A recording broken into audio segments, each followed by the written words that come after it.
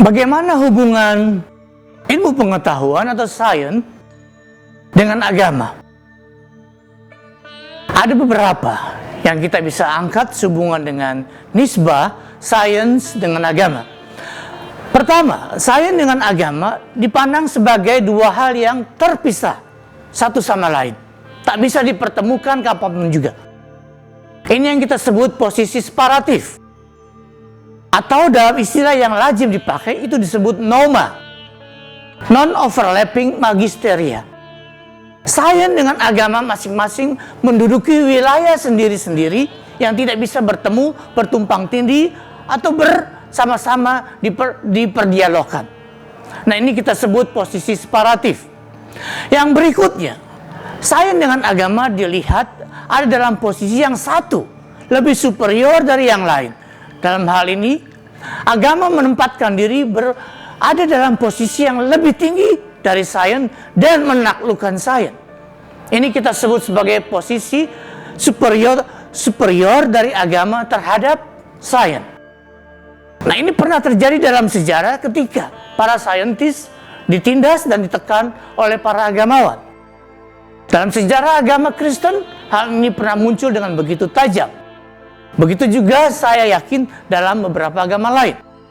Nah, kemudian ada posisi yang kita sebut posisi agama tunduk kepada sains.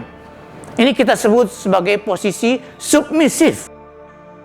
Di mana agama melepaskan semua keunikannya, semua ungkapan bahasanya, dan semua pandangan-pandangannya tentang kebenaran di bawah ilmu pengetahuan. Nah, disinilah kita melihat ilmu pengetahuan menaklukkan agama.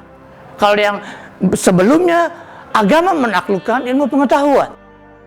Nah, kemudian ada posisi yang lebih jauh lagi yang kita sebut sebagai posisi dialog yang tidak pernah selesai. Nah, atau kita sebut juga posisi yang melihat di dalam agama dan di dalam sains masing-masing mengandung kebenaran-kebenaran yang bisa didialogkan satu sama lain.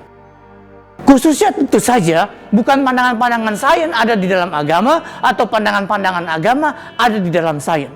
Dalam hal ini yang bisa bertemu adalah kalau sains dipandang mempunyai tujuan-tujuan yang juga pada akhirnya menjadi tujuan-tujuan besar dari agama. Misalnya, membantu meningkatkan kehidupan manusia dengan lebih baik, membantu bumi dapat terkelola dengan lebih baik, mempertahankan kehidupan dan peradaban, merawat bumi maupun merawat kosmos secara keseluruhan. Nah, kalau tujuan agama seperti itu dan tujuan sains juga seperti itu, pada akhirnya yang kita sebut sebagai tujuan etika atau tujuan moralis dari sains dengan agama bisa didialogkan. Nah, demikianlah kalau kita mau melihat hubungan yang ada antara sains dengan agama.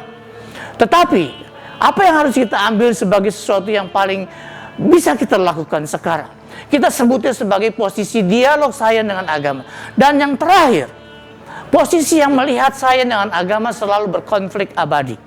Tidak bisa satu sama lain dipertemukan, tidak bisa yang satu menguasai yang lain, tidak bisa yang satu direndahkan oleh yang lain, dan tidak bisa didialogkan. Ini kita sebut sebagai posisi konflik abadi. Dan umumnya, yang sekarang makin menjadi nyata, posisi terakhir inilah yang menguasai wacana hubungan antara sains dengan agama. Keduanya berkonflik.